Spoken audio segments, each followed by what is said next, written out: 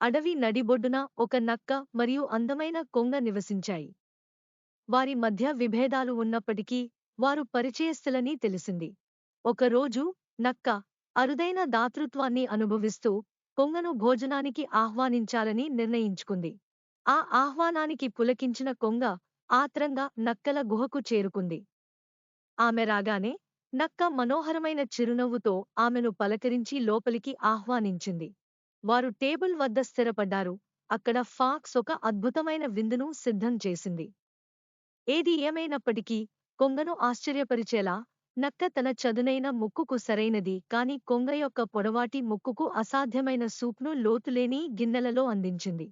మర్యాదగా మరియు దయతో కొంగ సూప్ను సిప్ చేయడానికి ప్రయత్నించింది, కాని ఉపరితలంపై మాత్రమే పెక్ చేయగలిగింది. ఇంతలో నక్క తన పోర్షన్ను సులభంగా లాప్ చేసింది. అతని పెదవులపై చిరునవ్వు ఆడుతోంది. కొంచెం ఇబ్బందిగా అనిపించినప్పటికీ కొంగ తన నిగ్రహాన్ని కొనసాగించింది మరియు ఫాక్స్కు వీడ్కోలు పలికింది. అయినప్పటికీ ఆమె ఫాక్స్ యొక్క స్వార్థాన్ని చూసి నిరాశను అనుభవించకుండా ఉండలేకపోయింది. తాదాత్మ్యం గురించి నక్కకు పాఠం చెప్పాలని నిశ్చయించుకున్న కొంగ అతనిని మరుసటి రోజు భోజనానికి ఆహ్వానించాలని నిర్ణయించుకుంది. నక్క తన ఇంటికి చేరుకోగానే కొంగ అతన్ని ఆప్యాయంగా పలకరించి టేబుల్ పైకి తీసుకెళ్ళింది. నక్కను ఆశ్చర్యపరిచేలా కొంగ మరోసారి సూప్ను సిద్ధం చేసింది. అయితే ఈసారి ఆమె దానిని పొడవాటి, ఇరుకైన కుండీలలో వడ్డించింది. దీనివలన ఫాక్స్ తన మూతితో రుచికరమైన పులుసును యాక్సెస్ చేయడం అసాధ్యం.